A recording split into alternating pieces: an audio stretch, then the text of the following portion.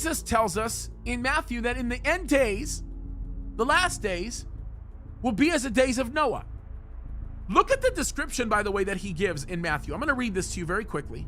Matthew chapter 24, starting in verse 36, he says, "But in that day or the hour no one knows, not even the angels of heaven, but my Father only. But as the days of Noah were, so also will be the coming of the Son of Man be. For as in the days before the flood, they were eating and drinking and marrying and giving in marriage until the day that Noah entered the ark, and did not know until the flood came and took them all away, so also will be the coming of the Son of Man be." Folks, think about this for a second. Look at the picture that Christ is drawing here. It's one that's actually remarkable, and I just want to say this right now. The world has been conditioned to do evil things. In a time and in a day where back in the past, we would have never done it. This was my thought. Kind of a funny thing. Like, how in the world are people going to be excited about just accepting 666? And then when you stop for a moment to consider, for just one moment, the fact that per Revelation chapter 14, there will be an angel that was sent by God to basically say, hey, guys, don't do this, or you gonna die. People are still gonna gladly take the mark. How in the world are they gonna be hustled to do that? How in the world are they gonna get to the point where it's going to become so easy that they end up doing that? Well, can I ask you a question? 4 years ago, if I told you that the whole world was going to shut down, 190 countries would shut down, all in what seems to be a very coordinated effort. And then I were to tell you that here in the United States of America, you would be mandated to pursue a health procedure, and if you did not comply with doing so, your employers would be mandated to fire you. If I told you 4 years ago, you would say that's absolutely crazy. There's no way in the world that would happen. I would say you're living in a la-la land. It's amazing how fast things changed. It is amazing how quickly people lost sight. We are literally in that state right now. We are in that state right now, as Jesus talks about in the days of Noah.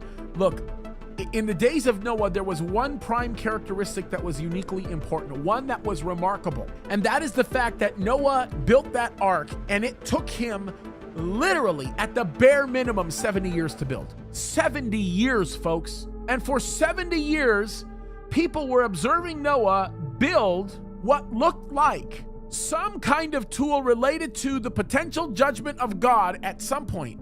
And all they did, presumably, because the Bible doesn't say it, all they did was mocked Noah. Because if they took him seriously, then they would have jumped on that ark or participated in the building of the ark or made a few more. I don't know. But what I do know is that they would not have waited until the door was closed by the Lord and the rain came tumbling down and they perished. The point behind the days of Noah is that people would continue to allow themselves to be subjugated to the kind of evil that is represented by the prowess of Satan himself to want to destroy mankind, and to only allow those things to continue to further be propagated in the name of let's live on, nothing is going to change, everything's going to all be the same. Folks, we are talking about a mindset that says I am going to stick my head in the sand and not even care about what rests in the future because I don't think it's going to happen. The problem here that a lot of people are not recognizing is, as in the days of Noah, no one's going to care because nobody is going to have built within them the anticipatory mechanism that drives them to a place of caution, because in their mind they will have convinced themselves that they are perfect and there's no problem. That's the world in which we live. The world in which we live has that mentality. The world in which we live has that way of looking at things. The world in which we live has been conditioned to think on that level. That's the days of Noah. We got to wake up. God is allowing a man to build an ark in front of us. The proverbial man building the proverbial ark is the truth being exhibited through the signs we are watching every day. Let's not blow it off. Let's not scoff like many have. And when people begin to scoff and mock you, be honored by that very action, because it is indicative of the fact that the Spirit of the living God is moving in people's hearts. And as people reject the truth, you need to speak it louder.